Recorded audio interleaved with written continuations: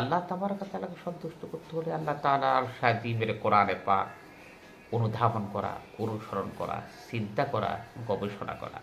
আল্লাহ পাক বলেন, আফালা ইয়াতাদাব্বারুনাল কুরআনা ওয়ালাউ কানা মিন ইনদি গায়রিল্লাহ লাওয়াজাদু ফীহি ইখতিলাফান কাসীরা। তোমাদের কি হলো? তোমরা কি আল্লাহ পাকের কালামুল্লাহ নিয়ে গবেষণা করো না? যদি সেটা আল্লাহ ছাড়া অন্য কারো তরফ থেকে আসতো তাহলে সেখানে মতানৈক্য, মতামত খুঁজে পেতে। অন্য এক আসছে, তোমরা কি আল্লাহর কালাম নিয়ে গবেষণা করো না? তোমাদের অন্তর কি তালাবদ্ধ? দুই হচ্ছে আল্লাহকে সন্তুষ্ট করার জন্য আল্লাহর কতিপয় গুণবাচক নাম নিয়ে আল্লাহকে ডাকা। ওয়ালিল্লাহিল আসমাউল হুসনা ফাদউহু বিহা। আল্লাহর রয়েছে সুন্দর সুন্দর নাম, তোমরা নামগুলি দিয়ে আল্লাহকে ডাকো। তিন হচ্ছে সর্বকাজে আল্লাহর উপরে ভরসা করা। সমস্ত নবীরা যা করেছেন, সাহাবীরা যা করেছেন। হাসবুনাল্লাহু ওয়া নি'মাল ওয়াকিল ফানি'মাল মাওলা ওয়া নি'মান নাসীর। তোমরা আল্লাহর উপরে ভরসা করো। আল্লাহ তাআলা অভিভাবক হিসেবে, সাহায্যকারী হিসেবে যথেষ্ট। এরপরে পুণ্যবানদের মজলিসে যাওয়া, পুণ্যবানদেরকে ভালোবাসা। ইয়া আইয়ুহাল্লাযীনা আমানুত্তাকুল্লাহা ওয়া কুনু মা'আস সাদিকিন। ঈমানদারগণ, তোমরা আল্লাহকে ভয় করো এবং সত্যবাদী, সালেহীন, মুত্তাকি, পরহেজগারদের সাথী হয়ে যাও।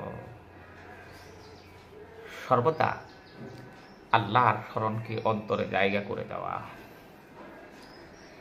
ইয়া আইয়ুহাল্লাযীনা আমানু যকুরুল্লাহা যিকরান কাসীরা ওয়াসাব্বিহুহু বুকরাতাও ওয়া আসীলা।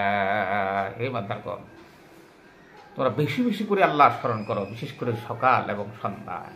যাকে যে যত বেশি সন্তুষ্ট করতে চায় তাকে সে তত বেশি জপবে, স্মরণ করবে। আল্লাহর নিয়ামতের অগণিত শুকর আদায় করা।